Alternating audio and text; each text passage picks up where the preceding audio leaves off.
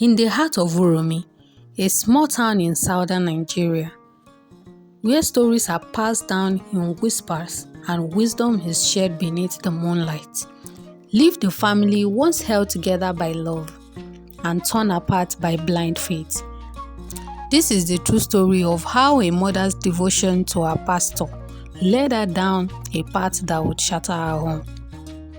Gather close and listen well, for what you're about to hear is not just a tale, but a lesson for every ear that dares to ignore the voice of reason. My name is Omonighuo, the first child of Mama Ruth Edewele and Papa Jonathan Edewele. We lived a simple but happy life.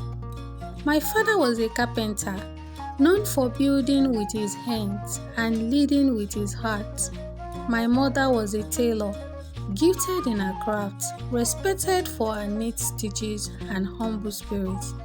We were 4 children, myself, Ejiro, my younger sister, and the twins, Osage and Osaru. We prayed together, we ate together, we struggled together. But everything changed the day Pastor Elijah opened his church near our house. Pastor Elijah was a smooth talker. He's tall, dark-skinned, always wearing white and walking as though the ground feared to touch him. His church, House of Thunder and Mercy, became the talk of the town, where miracles happened. Women flocked in and out. Men were confused, but my mother became obsessed. She started spending long hours at church, midnight vigils, early morning fast, sowing seeds, always for breakthrough. At first, we thought it was good until it wasn't. My mother, Mama Ruth, began to change. She stopped cooking. She stopped working. All her earnings went into prophetic offerings. And my father, Papa Jonathan, he pleaded with my mother that the children need their school fees. But Pastor Elijah said to my mother, "You must choose between your earthly husband and your heavenly assignment." My mother began to suspect my father of being a spiritual enemy. She said he was attacking her prayer life. Pastor Elijah called it household witchcraft. My mother stopped sleeping in the same room with my papa. She accused him of hiding charms under the bed. Every problem, even rain that didn't fall, became a spiritual attack. One day, Pastor Elijah told my mother she needed freedom from spiritual marriage, and the only solution is a 3-month dry fast and full dedication to the church. That was the beginning of our end. My father tried to intervene. He called elders, he prayed, he even begged the pastor. But Pastor Elijah publicly called him a demon in disguise during a service. My papa was ashamed and angry. Papa left the house. That night, my mother anointed every corner of the house, including the beds of our own children.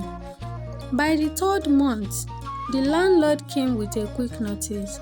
My mother had used the rent to buy anointing oil, only mantles and prophetic land that does not exist. Rumors started to fly. One day, Sister Rebecca, a former church member, revealed that Pastor Elijah had taken advantage of several women in the congregation, promising them miracles in exchange for covenant visits in his office.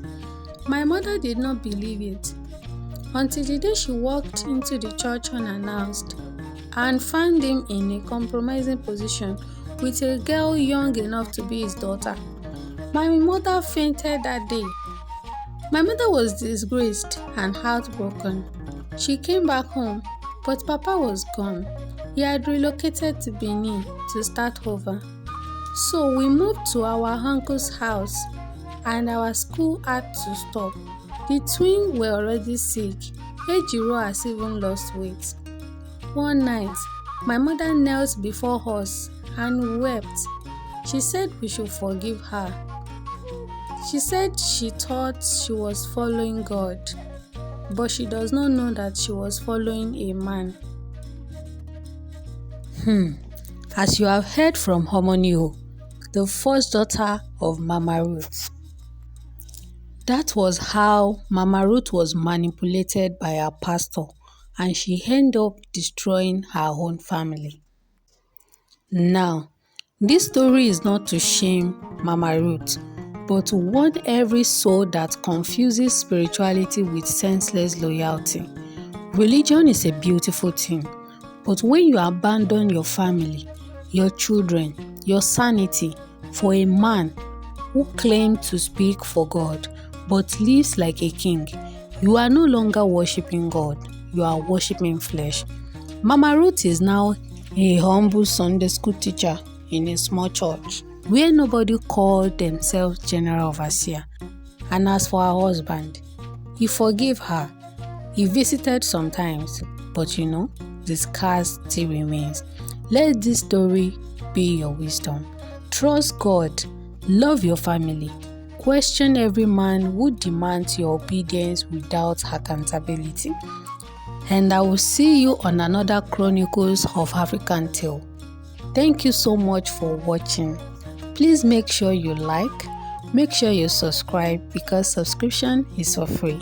And make sure you comment whatever you learned from this video in the comment section so that myself and other viewers can learn from it. Once again, I will see you on another Chronicles of African Tale. See you next time. Bye.